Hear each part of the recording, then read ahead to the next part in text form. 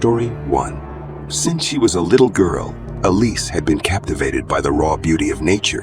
While growing up in the heart of Montana in the United States of America, she developed a great passion for the outdoors and an endless curiosity for the animals that walk the forest.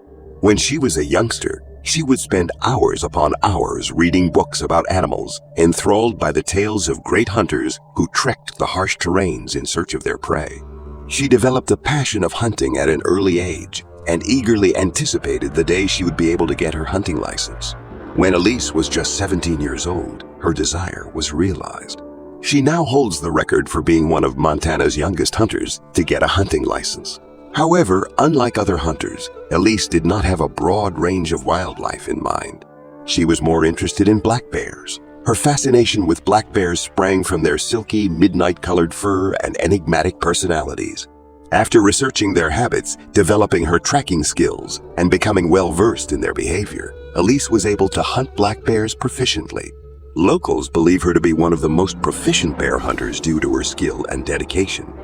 Elise made the decision to go hunting alone one day, which would eventually turn out to be almost catastrophic. She followed in her footsteps, carrying her treasured weapon and her pulse pounding with eagerness as she ventured farther into the forest. She struggled to make sense of the situation and combed the surroundings for any signs of the elusive prey she was pursuing. Elise ran out of patience. The woodland became more quiet as the hours passed. When she got a glimpse of motion through the dense undergrowth, she had almost given up for the day. It gave her the motivation she needed to continue. Her heartbeat briefly skipped a beat. A big figure with black fur that glistened in the shadows created by the trees stood in the center of the woodland. Elise's eyes took on an expression of eager expectancy. She had a chance to shine at this point. Before retaking aim and pressing the trigger on the firearm, she didn't wait for a second. The silence that had existed up to that moment was shattered by the thundering gunfire that rippled throughout the jungle. Elise was first happy, but as the echoes disappeared, she became utterly terrified. She had seen a grizzly bear instead of a black bear, which may have been a mistake that cost her dearly. Panic started to flow through her veins as she saw the grizzly bear wobble, obviously injured, but showing no signs of letting up. It didn't take long for it to growl in wrath before tearing toward Elise at breakneck speed. She was frozen with horror as the massive grizzly bear drew near. She made an effort to flee, but the bear's immense might stopped her in her tracks. Elise was sliced throughout the face, head, and body by the grizzly bear's claws, who also left behind severe bleeding wounds. The grizzly bear's onslaught was a flurry of hair and jaws when this occurred. She was in unbearable pain and thought the darkness was engulfing her. The tremendous, stifling weight of the bear continued to squeeze her, while severely slashing her everywhere from her head to her face and stomach with her claws. She eventually collapsed under the strain. Elise had no idea that the emergence of another excellent hunter called Joanna had altered the course of her life. Joanna, a seasoned outdoor enthusiast, just so happened to be there at the same time as Elise, and her own hunting expedition took her dangerously close to Elise's sad incident. Joanna heard the gunshot and the ruckus that followed it, and she raced toward the turmoil. She skillfully and accurately fired a shot at the grizzly bear as her instinct seized over, which briefly took its focus away from the vicious onslaught it had been unleashing. Taking advantage of the window of opportunity, she took Elise away from the insane beast and concealed her for safety among some nearby woods. Joanna's courage and fast thinking allowed her to save Elise's life, but the harm had already been done. Elise was bleeding and shattered as she lay on the ground. Her face was covered in severe gashes, and the grizzly bear assault was visible on every part of her body. Blood started to collect around her and stain the ground under her as she lay unmoving on the woodland floor. Joanna used the power that comes from desperation to fight to halt Elise's bleeding while simultaneously dialing for quick assistance. Before help eventually came and Elise was taken to the closest hospital, she was in need for what seemed like an eternity.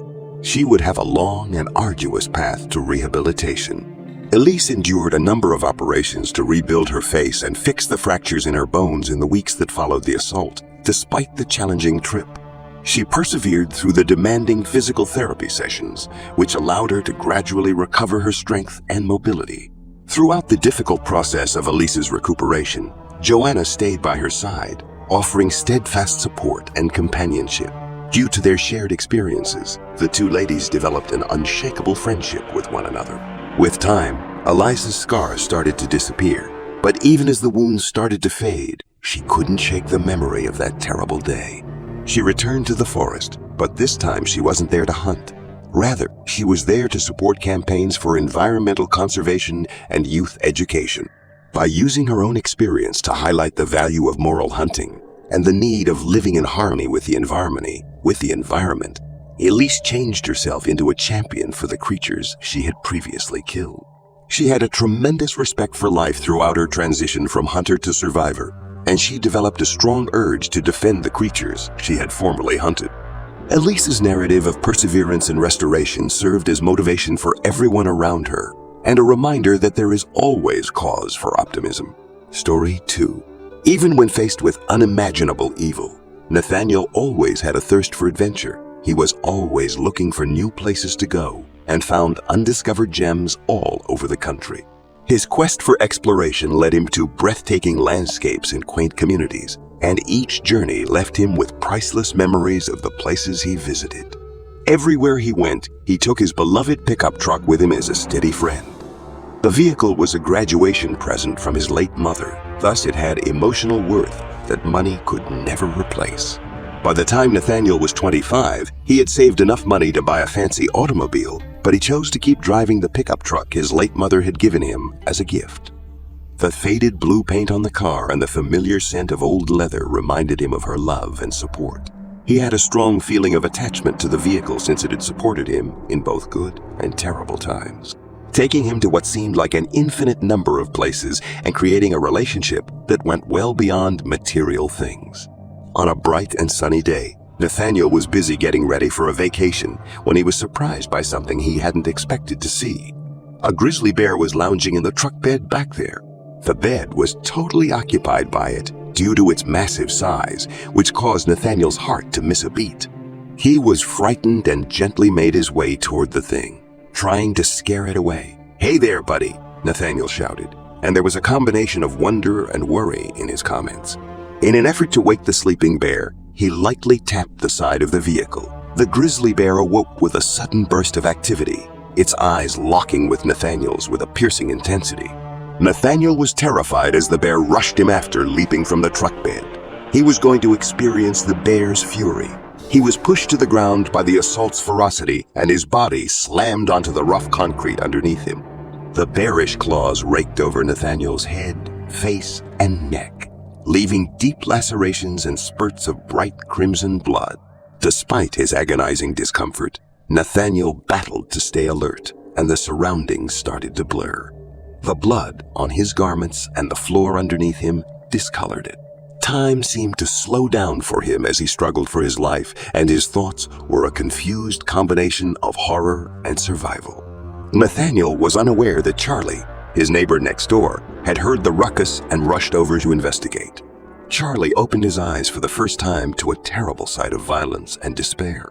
Charlie didn't hesitate before acting, being propelled forward by his instincts and the excitement rushing through him.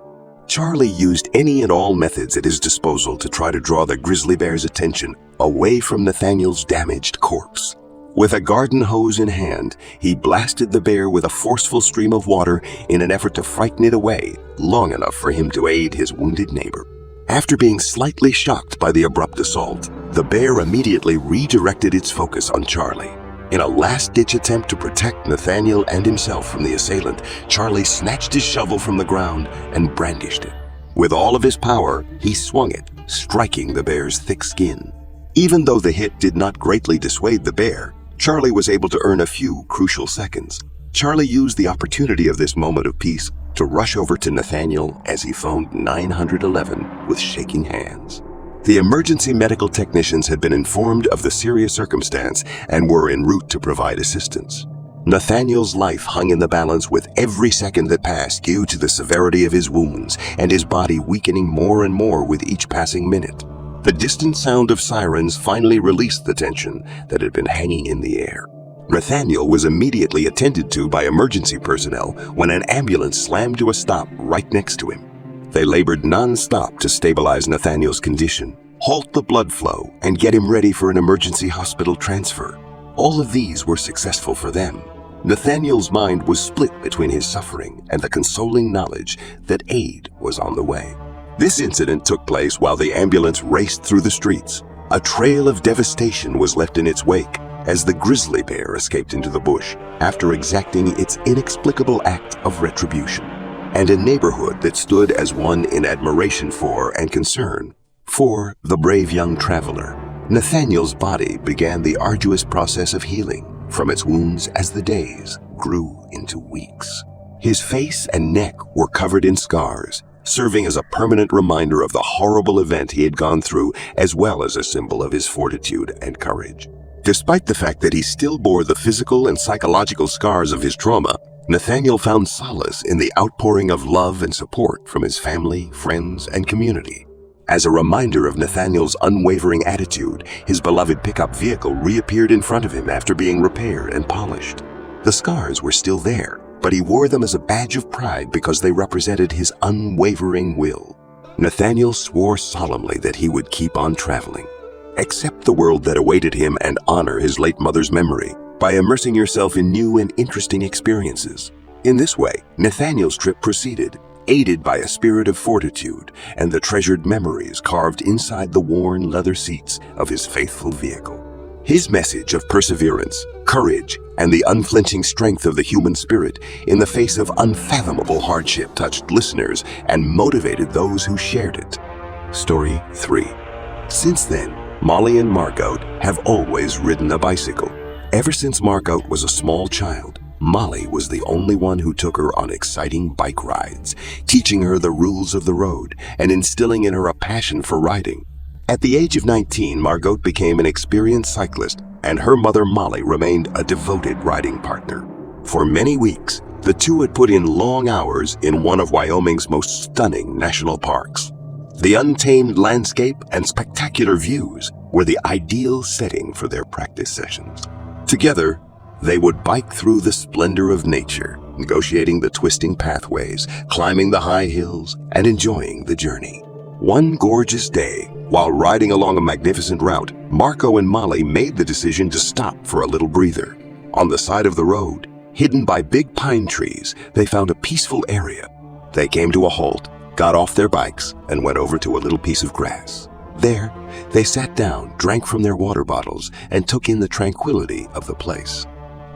They were unaware that danger lurked not far from them. Margot and Molly were both unaware that a grizzly bear had been observing them from a distance and had been attracted by the aroma of the food and water they were carrying.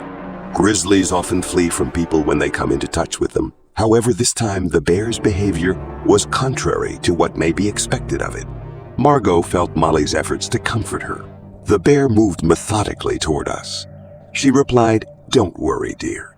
Her compassion for the individual she was speaking to was evident in her tone. If they can, grizzly bears try to stay away from human conflict.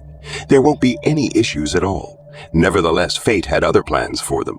The grizzly bear suddenly shifted from being cautious to being hostile, charging at Margot without warning. The bear rushed and knocked the young lady off her bicycle before she had a chance to respond. As the bear attacked Margot's head, base, and upper torso while she was lying on her back, she was left unprotected and powerless. Margot was crying as the bear proceeded to mercilessly bite and paw at her, leaving her with severe wounds that were now constantly bleeding significantly. She suffered severe bleeding as a result of the savage attack, and her life was in danger.